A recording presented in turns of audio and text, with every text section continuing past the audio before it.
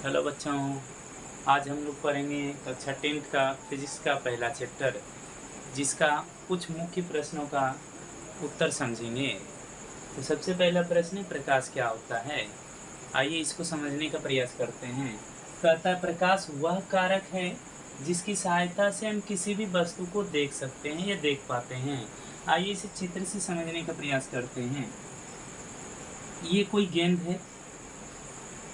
अंधेरे में वो गेंद आपको नहीं दिखता है, लेकिन जब उस पर प्रकाश पड़ता है तो वो गेंद आपको दिखने लगता है। कैसे देखें, जब सूर्य से आता है या कहीं से भी आती हुई प्रकाश की किरण जब उस वस्तु पर पड़ता है तो उससे टकराकर वो आपकी आंखों में उसका फोटो बना देता है, जिससे आपको वह वस्तु साफ साफ दिखने लगता है। जिस वजह से कहता है कि प्रकाश वह कारक है जिसकी सहायता से आप किसी भी वस्तु को देख पाते हैं। यहाँ पर आप फोटो देख रहे हैं, सूर्य से प्रकाश आ रहा है और उस वस्तु यानी कि ये वस्तु यहाँ पर गेंद है और गेंद से टकरा कर आपकी आंखों में इस गेंद का फोटो बनता है। तब वो गेंद जो है आपको दिखने लगता है, यानी कि इसका परिभाषा खत्म हो जाता है। एक बार फिर सुना दे रहे हैं, प्रकाश वह कारक होता है जिसकी सहायता से हम किसी भी वस्तु को देख पाते हैं। चलिए आइए दूसरे प्रश्नों का उत्तर जानते हैं। प्रकाश स्रोत क्या है तथा इसके प्रकार को लिखें। कहता है, जिस वस्तु से प्रकाश निकलता हो उसे प्रकाश स्रोत कहते हैं। एग्जाम्पल में देखिए आप फोटो, इससे प्रकाश निकल रहा हो तो इसे प्रकाश स्रोत कहते हैं। और प्रकाश स्रोत मुख्यतः दो प्रकार के होता है, एक मानव निर्मित प्रकाश स्रोत, दूसरा प्राकृतिक प्रकाश स्रोत। प्राकृतिक प्रकाश स्रोत में सूर्य आ जाता है, मानव निर्मित प्रकाश स्रोत में आपका दिया आ जाएगा, मोमबत्ती आ जाएगा, लालटेन, ये सभी मानव निर्मित प्रकाश स्रोत में आते हैं। अगला प्रश्न है, प्रदीप्त वस्तुएं तथा अप्रदीप्त वस्तुओं की परिभाषा दें।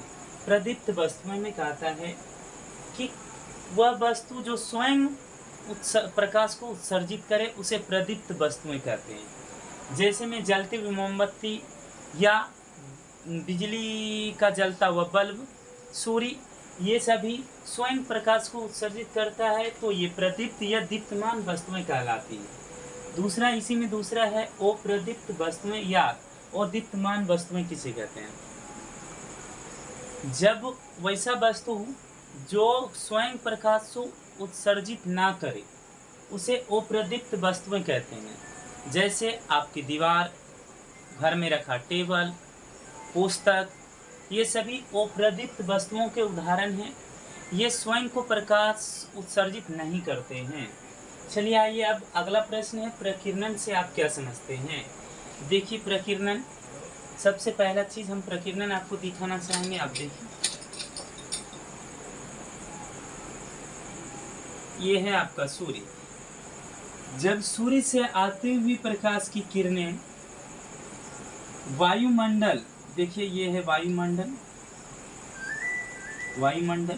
वायुमंडल में उपस्थित धूलकण पर पड़ता है तो वे धूलकण कुछ ऊष्मा अवशोषित कर बाद में उसे चारों ओर विकिरित कर देता है। तो प्रकाश की इस घटना को प्रकाश का प्रकीर्णन कहा जाता है। इसको एक बार फिर से समझते हैं। जब सूर्य से आती हुई प्रकाश की किरणें वायुमंडल में उपस्थित धूलकण पर पड़ती है तो वे धूलकण कुछ ऊष्मा अवशोषित कर बाद में इसे चारों ओर विकिरित कर देता है। तो प्रकाश की इस घटना को प्रकाश का प्रकीर्णन कहा जाता है। आपको दिन में वैसी भी वस्तु नजर आती है जिस पर सूर्य का सीधा प्रकाश नहीं पड़ता है, इसका सीधा आंसर होगा प्रकीर्णन। क्योंकि प्रकीर्णन बाद में यानी कि सूर्य समाप्त होने के बाद भी ये चारों ओर विकिरित कर देता है, जिससे हमें सूर्य का सीधा प्रकाश नहीं पड़ने के बाद भी वह वस्तु दिखाई देता है, जो प्रकीर्णन का घटना है। प्रकीर्णन यहाँ पर समाप्त हो जाती है। अगला प्रश्न है और लास्ट प्रश्न है, किरणपुंज क्या है तथा इसके प्रकार के को लिखें। किरणपुंज, सॉरी किरण छूट गया, एक बार किरण को देखते हैं। प्रकाश की किरण क्या है। कहता है, एक सरल रेखा में चलने वाले, यहाँ देखिए, एक सरल रेखा में चलने वाले प्रकाश को प्रकाश की किरण कहते हैं। प्रकाश को प्रकाश की किरण कहते हैं। एक सरल रेखा में चलने वाले प्रकाश को प्रकाश की किरण कहते हैं।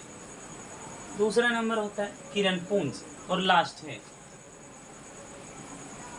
बोलता है किरणों के समूह को किरण पुंज कहते हैं। प्रकाश के किरणों के समूह को किरण पुंज कहते हैं। ये किरण पुंज मुख्यतः 3 प्रकार के होते हैं। देखिए, पहला है समांतर किरण पुंज, दूसरा है अपसारी, और तीसरा है अभिसारी।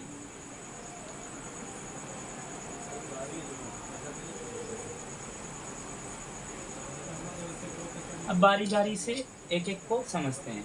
समांतर किरण में प्रकाश की किरण एक दूसरे के समानांतर होती है, जैसे सूर्य से आती हुई प्रकाश समानांतर हो जाती है। दूसरा नंबर का आता है अपसारी।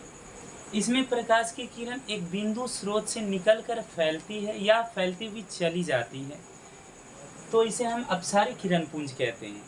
और तीसरा लास्ट है इसका अभिसारी किरण पुंज।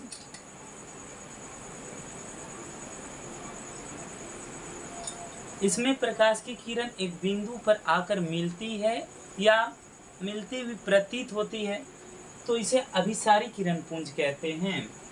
आज का वीडियो यहीं पर समाप्त होता है। जय हिंद।